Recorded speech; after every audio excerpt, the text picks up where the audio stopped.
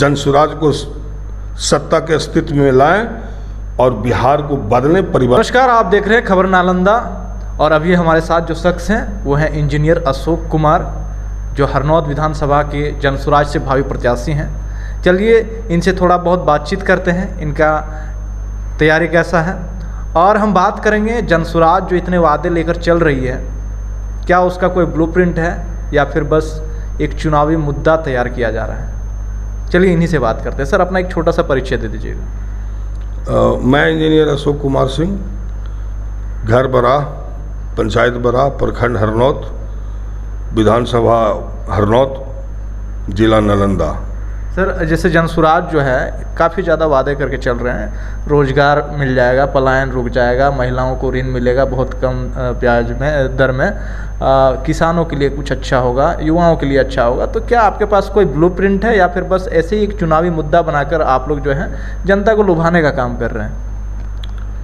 नहीं, जनता को लुभाने का काम नहीं कर रहे हैं। जनता के लुभाने का काम अगर कर रहे होते तो हम किसी अन्य पार्टी के साथ, जो जातीय पार्टी बनी हुई है यहाँ पर, उसके साथ हम गठबंधन कर लिए होते और उस गठबंधन के आधार पर हम कैलकुलेट कर लिए होते कि हमको इतना % वोट मिल जाएगा और हम सत्ता में आ जाएंगे। हम तो 200 से 4300 सीट पर चुनाव लड़ने की घोषणा कर चुके हैं और यह भी हमारा आइडियोलॉजी है कि न हम चुनाव के पहले और न चुनाव के बाद किसी के साथ गठबंधन करेंगे। तो हमारी पार्टी जो 5 मुद्दा लेकर के चली है कि बेरोजगारों को रोजगार देंगे और शिक्षा देंगे, महिलाओं को सस्ता ऋण सालाना 4% पर उपलब्ध कराएंगे और खाने वाला खेती नहीं कमाने वाला खेती होगा किसानों के लिए। अब बुजुर्गों को 2-2 हज़ार रुपया देंगे, पुरुष हो या महिला, वृद्धा पेंशन, विधवा पेंशन, विकलांग पेंशन। तो इसके पहले हमारे पास ब्लूप्रिंट तैयार है। ब्लूप्रिंट तैयार कैसे है, मैं एक बात बताता हूँ आपको एग्जाम्पल के लिए, कि बहुत सारे लोग पूछते होंगे, या आपसे भी पत्रकार महोदय कहीं सवाल होता होगा लोगों के बीच में, कि भाई पैसे कहाँ से लाएंगे, ये तो गरीब प्रदेश, तो गरीब प्रदेश है तो पैसे कहाँ से लाएंगे। हम गरीब प्रदेश कैसे हैं? यदि हम गरीब प्रदेश हैं तो हमारा 20,000 से 30,000 करोड़ रुपया विगत कई एक वर्षों से दूसरे लोग लूट रहा है, जिसको आप कहते हैं कि शराबबंदी। हमारे प्रशांत किशोर जी कहते हैं 1 घंटा में हम उसको खोल देंगे। तो जो रिसोर्सेस था पैसा आने का, उसको आप बंद कर दिया। आप कह रहे हैं कि पैसे कहाँ से लाएंगे। प्रशांत जी कहते हैं कि हम 1 घंटा में खोल देंगे उसको, क्योंकि दुकानें बंद हैं लेकिन शराब बिक रही है। दुकान तो बंद जरूर है, कहीं दिखेगा नहीं दुकान, लेकिन शराब हर जगह मिलती है, सवारें बिक रही है। तो शराब बेचने वाला, शराब को पकड़ने वाला, शराब को पहुंचाने वाला, ये लोग से लाभान्वित हो रहा है। एक पैरेलल इकोनॉमी खड़ा हो रहा है और वो भी अनकंट्रोल्ड। तो शराबबंदी से हमारे प्रदेश को कोई फ़ायदा नहीं हुआ है, और तो और नुकसान इस रूप में हुआ है, जो बहुत ही खतरनाक नुकसान हुआ है, कि ड्राई ड्रग्स की तरफ, सूखा नशा की तरफ लोग चले गए हैं। ब्राउन शुगर, हमारे हरनौत में ऐसा बहुत है जो ब्राउन शुगर के शिकार हो चुके हैं। क्या ऐसा नहीं हो सकता सर कि एक हम नशा मुक्त बिहार बनाएं? नशा मुक्त बिहार या नशा मुक्त कोई प्रदेश या राज्य यदि ऐसा है पत्रकार महोदय, तो आपके सम्मान की अभी तो फिलहाल कोई नहीं है, लेकिन क्या ऐसा नहीं हो सकता कि हम एक नशा मुक्त बिहार बनाएं? आप बात कर रहे हैं शिक्षा की, लेकिन जरा सोचिए, शराब चालू होगा, शराब तो ऐसे भी चालू है, बस दुकानें बंद है, लेकिन अगर पूरी तरह से शराब चालू होती है तो क्या जो मिडिल क्लास के लोग हैं, जो गरीब तबके के लोग हैं, उनके बाप दादा शराब पिएंगे, गाली गलौज करेंगे शराब पी के, झगड़ा झंझट होगा, तो क्या उनके बेटा बेटी जो है जो पढ़ाई करेंगे वो मेंटली उस प्रेशर को झेल पाएंगे? 1 सेकंड, आज भी दारू पी रहे हैं, बिल्कुल बिल्कुल, तो आज भी तो कहीं ना कहीं एक डर है कि हम पिएंगे, गाली गलौज करेंगे, इधर उधर जाएंगे, पुलिस पकड़ेगी, बस। ठीक है, वो डर है, तो तो उसी डर के वजह से सूखा ड्रग के तरफ जा रहे हैं जो ज़्यादा खतरनाक है। इसीलिए तो मैंने कहा सर, क्या एक नशा मुक्त बिहार नहीं हो सकता? नशा मुक्त के बिहार के चक्कर में हमें क्या प्रदान हो रहा है? स्मैकियर, लोगों को हम स्मैकियर बना रहे हैं और स्मैगलर बना रहे हैं। बच्चे जो स्कूल में जाते हैं बैग लेकर के पढ़ने के लिए, उनके बैग में 1 बोतल 2 बोतल दारू होता है, लोगों तक पहुंचा देता है, 200 रुपया उसको मिल जाता है। ज़रा इमेजिन कीजिए पत्रकार महोदय कि बच्चा ग्रोइंग एज है, धीरे धीरे उसको माइंड में क्या डेवलप होगा कि आज 2 बोतल पहुंचाते हैं तो 200 रुपया हो जाएगा, कल ठेला से पहुंचाएंगे तो हमको 5000 हो जाएगा, ट्रक से पहुंचाएंगे तो क्या होगा। तो they are growing towards smuggler. हम नहीं चाहते हैं, हम उसको शिक्षित करना चाहते हैं। तो जो बंद करेंगे तो जो पैसे आएंगे पीने वाले, वो पैसे आएंगे वो शिक्षा में मात्र लगाएंगे। ये मेरा ब्लूप्रिंट है। वही तो बात है सर, आप कहते हैं जो पैसा आएगा उसको हम शिक्षा में लगाएंगे, लेकिन क्या सिस्टम को नहीं सुधारा जा सकता है? नहीं, शिक्षा में आएगा और साथ ही साथ यह कानून बहुत पहले से बना हुआ है कि यदि कोई भी व्यक्ति शराब पी करके पब्लिक प्लेस में किसी भी तरह के न्यूसेंस क्रिएट करता है, गलाटा करता है, गाली गलौज करता है, तो वहाँ पुलिस बल आए और उसको पकड़ करके बाज़ाब्ता कानून के तहत में उसको दंडित करने का प्रावधान आज नहीं बरसों से है। उसको सख्ती से लागू करने की ज़रूरत है। और जहाँ कहीं भी लागू है उस प्रदेश के देखिए, शिक्षित भी लोग हैं, शांति से लोग रह रहे हैं, खुलेआम दारू पी रहे हैं, कहीं कोई प्रॉब्लम नहीं है, क्वालिटी वाइज में है। जैसे आप कर्नाटका को ले सकते हैं, दिल्ली को ले सकते हैं, पंजाब को ले सकते हैं, रैदर देन बिहार किसी भी स्टेट को ले लीजिए, कहीं कोई बात नहीं है। आप दारू भी पी सकते हैं, किसी तरह कोई प्रॉब्लम नहीं है। बगल में इस जगह नेपाल है, आप चले जाइए, किसी तरह की कोई प्रॉब्लम नहीं है लोगों को।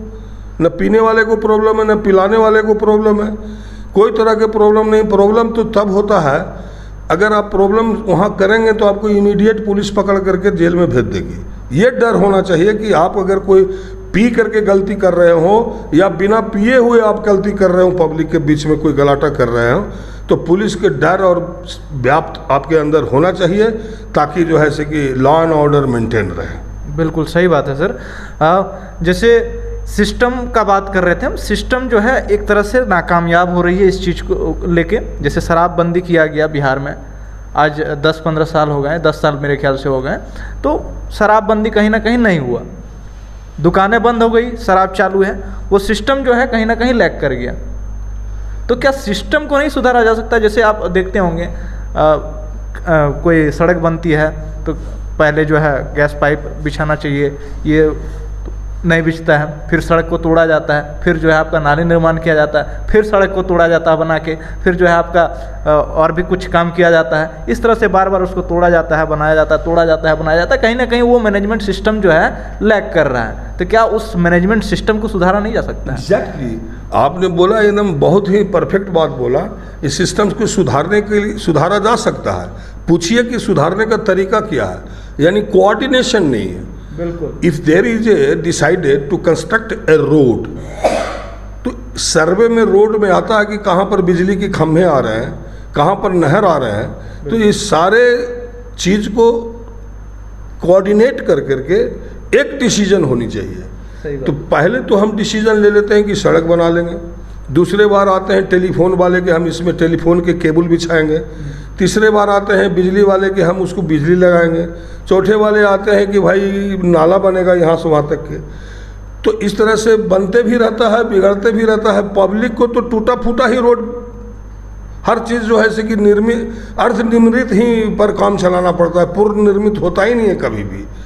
तो ये जो सिस्टम है, ये जो IAS IPS अधिकारी जो बैठे हुए, IPS का इसमें कोई रोल नहीं है, IAS अधिकारियों का जो रोल है, पता नहीं कहाँ से IAS अधिकारी तो सिर्फ आई एम सुप्रीमो। IAS के मतलब क्या हुआ? I am a supremo. Administrative officer मतलब उनको ट्रेनिंग दिया जाता है कि I am supremo, whatever I am saying it is last word. ये होना चाहिए टेक्नोलॉजी के आधार पर कि आप जो कुछ भी निर्माण कर रहे हैं उसमें जितने भी विभाग आते हों उस सबको कोऑर्डिनेट करके वर्क टुगेदर, सो दैट कि एक बार बन जाए तो पब्लिक को बना हुआ दिखे, हर चीज़ उसमें सुसज्जित ढंग से दिखे, यही आप जानना चाह रहे हैं। तो मेरे पास है, जनसुराज के पास है, काफ़ी पढ़े लोग इसमें आ रहे हैं। आप देख रहे होंगे कि जो भी सरकार के शीर्ष पोस्ट पर बैठे हुए हैं, शीर्ष पोस्ट पर हम नाम लेना नहीं चाहते हैं, आप समझ रहे होंगे, तो उनकी कैसे कैसे सर्टिफिकेट बनी है और कहाँ कहाँ तक उनकी एजुकेशन प्राप्त हुई है, क्या क्या लोग कर रहे हैं। आज एक दूसरे को पोल खोल रहे हैं, एक दूसरे को पोल खोल रहे हैं। चूँकि जनसुराज आए हैं, जनसुराज ने सारी डाटा को रखा है, चूँकि इनकी बाँह पकड़ के सब लोग काम किया, सबके पास कच्चा चिट्ठा इनके पास है, प्रशांत जी के पास है, तो सब एक दूसरे को पोल खोल रहे हैं।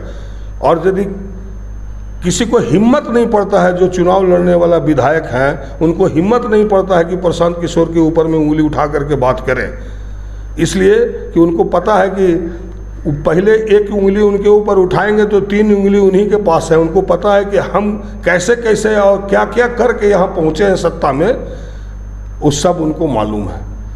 तो जनसुराज के जितने भी लोग हैं, कम से कम जो भी भावी उम्मीदवार हम हैं और भी कोई उम्मीदवार हैं, बहुत जगहों पर हर जगह उम्मीदवारी है, लेकिन हमारे पार्टी इन्हीं लोगों की उम्मीदवारी बनाएगी। वो 1200 जो परिवार है, 1250 परिवार जो खानदान है, उस खानदान से कोई भी उम्मीदवार नहीं बनेगा, तभी बिहार सुधरेगा। अच्छा। क्योंकि वो 1200 परिवार में इस बात का ज्ञान है ही नहीं। एक बार नहीं, अनेक बार जनता मौका देते आया, बाप को भी मौका दिया, बेटा को भी मौका दिया, पोता को भी। एक के परिवार को जनता कब तक ढोते रहे? अक्ता गया है भाई, अक्ता गया है, बदलना चाहती है। और उसके लिए हम लोगों के पास ब्लूप्रिंट है, बताया ना आपको कि कैसे हम उसको सुधारेंगे, कंस्ट्रक्शन के लाइन में कैसे सुधारेंगे, एजुकेशन के लाइन में कैसे सुधारेंगे, सिंचाई के लाइन में हम कैसे सुधारेंगे, लॉ एंड ऑर्डर के अंदर में हम कैसे सुधारेंगे। यदि लॉ एंड ऑर्डर, सिंचाई, शिक्षा 5 से 6 7 चीज़ है। इसके अलावा यदि आप ही से हम पूछते हैं कि क्या क्या चीज़ चाहिए आपको, तो आप बोलेंगे सबसे पहले कि हमको चाहिए सुरक्षा, हमको चाहिए सिंचाई, हमको चाहिए बिजली, हमको चाहिए शिक्षा, हमको चाहिए समृद्धि, रोजगार। और क्या चीज़ डिमांड है, और क्या चीज़ डिमांड है, तो आप ऊपर तारेगन ताकते रहिएगा और क्या डिमांड है। ये जरूरत संबंधी आवश्यकताएं हैं, जिसमें से 5 तो हम दिखाए हैं लोगों को, 2 और दिखाएंगे। 7 चीज़ के अलावा कुछ और ज़रूरत नहीं है किसी भी इंसान को। उसके बाद आराम विलासता संबंधी आवश्यकताएं आती है, हवाई जहाज़, हेलीकॉप्टर। आप देखिए रहे होंगे ना कि एयरपोर्ट बन गया, यहाँ बन रहा है, वहाँ बन रहा है, तो कुछ लोगों के लिए उसका यूटिलाइजेशन है। हमारे यहाँ जो खेत में महिलाएं जो रोपनी रोपते रहती हैं, हवाई जहाज़ ऊपर से जाता है, बच्चे लोग ऐसे ताकते हैं, देखते हैं मम्मी क्या है, तो पता उड़न खटोला है। तो नेता लोग खटोला से जो उड़ के आगे भाषण देते रहे हैं हेलीकॉप्टर से, तो लोग को दिखाई भी दिया है नज़दीक से कि हेलीकॉप्टर है, या उसी हेलीकॉप्टर को देखने के लिए वहाँ पहुँच जाता है। तो नेता लोगों को लगता है कि हमारी बात को सुनने के लिए लोग आया है। नहीं, अब सुनने उनने वाला नहीं था। अब ऊबे भी उकता गया है कि ये लोग हमेशा एक उड़ा दूसरा खटोला आया, तो एक उड़ा तीसरा खटोला आया, अन्न पटोली के आते रहता है वहाँ पर, तो अब देखने के लिए भी तैयार नहीं है। क्योंकि अब सब लोग देख चुका है, जान चुका है, भांप चुका है कि इन लोगों का मनसा सिर्फ वोट लेकर के हेलीकॉप्टर और जहाज़ से उड़ने का है। हम लोगों को तो जहाँ हैं वहीं पर रखे हुए हैं, गरीब हैं, गरीबे रहेंगे। दादा भी मजदूरी करते थे, बाबा भी मजदूरी कर रहे हैं, ये पोता जो घर में बस रहा है ये भी बड़ा होकर के मजदूरी करेगा। कोई रास्ता ये लोग नहीं दिया है हम लोग को बाहर से निकलने के लिए। एक आया है नई पार्टी जनसुराज, जो ये बात करता है, PLC कार्ड दे रहा है, गारंटी कार्ड दे रहा है, ये यूनिक नंबर है। बटन दबाएंगे लोग, स्कूल का बैग छाप, गरीबी के रास्ता से निकलने का जो स्कूल बैग छाप है, ये बटन दबाएंगे, वो कार्ड चालू हो जाएगा नवंबर दिसंबर तक। क्योंकि उसमें जो 5 बातें दी गई है, उस 5 बात को हम लोग प्राप्त किए कि मतदाता असली में मालिक है। हम तो एक कार्यकर्ता है। पार्टी का जो मैनिफेस्टो है, पार्टी का जो आइडियोलॉजी है, उसको हम जनता के बीच में ले जाते हैं। असली मालिक के बीच ले जाते हैं, मतदाता के बीच ले जाते हैं। तो मतदाता के बीच ले जाने के बाद छन के आई कि भाई हम आपको वोट दे देंगे तो आप तो नेता बन जाइएगा, हेलीकॉप्टर से हवाई जहाज से उड़ने लगेगा, हमको क्या मिलेगा। तो इन्हीं बातों को मद्देनज़र रखते हुए उनकी बात को, क्योंकि मालिक वही है, असली मालिक तो मतदाता है, तो मतदाता का कहना है कि हमको क्या मिलेगा, लगता है कि जैसे याचक है। नहीं, आपको वोट देने के पहले ये जो मूल विषय है 5 विषय, जिसमें कि शिक्षा है, रोजगार है, बुजुर्गों की पेंशन है, किसान को कृषि के में मदद है, फ्री मुफ्त मजदूर का पैसा दिया गया है, रोजगार दिया गया है, महिलाओं को स्वरोजगार, पापड़ बनाना, अचार बनाना, उन भी काबिल होशियार हैं, कुछ भी कर सकते हैं, उनको पूंजी की व्यवस्था की गई है 4% पर। ये मूल ज़रूरत के जो चीज़ है वो पहले ही कार्ड में यूनिक नंबर, आधार कार्ड और मोबाइल नंबर से जोड़ के उनको दे दिया जा रहा है कि यदि ये जनसुराज सत्ता के अस्तित्व में आ जाएगा, आपके मत से आप वोट देंगे, क्योंकि आप कह रहे हैं कि मैं वोट दूंगा तो आप क्या करेंगे, आप वोट देंगे तो आपको ये 5 को जो कार्ड गया है घर में आपका, ये काम करने लगेगा। एटीएम में जाकर के निकालिएगा, काम कीजिएगा। इसको काम करने के लिए किसी अधिकारी, पदाधिकारी या कोई बिचौलिया या हमको तक, कार्यकर्ता तक भी आपको आने की कोई ज़रूरत नहीं है। हम तक आने की ज़रूरत तब पड़ेगा ये 5 काम के अलावे। ये 5 काम के लिए तो पहले ही दे दिया, आपके घर में पेटी में, बक्सा में रखे रहिए। और जब अस्तित्व में जनसुराज आ जाएगा तो आप इसको इस्तेमाल कीजिए। चलिए, अंत में आप अपने विधानसभा के लोगों को, पूरे बिहार वासियों को क्या बोलना चाहेंगे? पूरे बिहार वासियों को, हम उतना बड़ा नेता तो है नहीं, एक साधारण कार्यकर्ता, एक सिपाही है जनसुराज का, लेकिन हाँ, आपने जब सवाल करिए दिया कि पूरे बिहार वासियों को क्या बोलना चाहते हैं, तो मैं पूरे बिहार वासियों से करवर प्रार्थना करना चाहते हैं, बिहार वासी के मतदाता से प्रार्थना करना चाहते हैं, और जिला के 21-22 लाख जो मतदाता हैं वर्तमान, उनसे मैं आग्रह और प्रार्थना करना चाहते हैं कि इस मुहिम में जुड़े, जनसुराज को सत्ता के अस्तित्व में लाएं और बिहार को बदलें, परिवर्तन करें, व्यवस्था को परिवर्तन करें। सत्ता को परिवर्तन करने से सुधार नहीं होगी, और इस व्यवस्था परिवर्तन के लिए ज़रूरी है वो है स्कूल के बच्चे, इस बच्चे के पीठ पर बोरा नहीं, स्कूल का बैग होना चाहिए, और बैग छाप पर अगर मुहर लगाएंगे तभी जाकर के बिहार बदलेगा। और एक मौका दें, जाति धर्म से ऊपर उठकर एक मौका जनसुराज को दें, बिहार बदल जाएगा। तो आपने सुना जनसुराज यानी जनता का सुंदर राज, और उसी चीज़ को लेके इंजीनियर साहब जो हैं बिहार बदलने निकले हैं। और इनका जनता से ये अपील रह रहा है कि आप जो है जात पात से उठ के जनसुराज को एक मौका दें, ताकि वो जो आपकी मूलभूत सुविधाएं हैं वो आपको प्रोवाइड करवा सकें। आप देख रहे हैं खबर नालंदा, और ऐसे अपडेट्स के लिए जुड़े रहिए हमारे चैनल के साथ।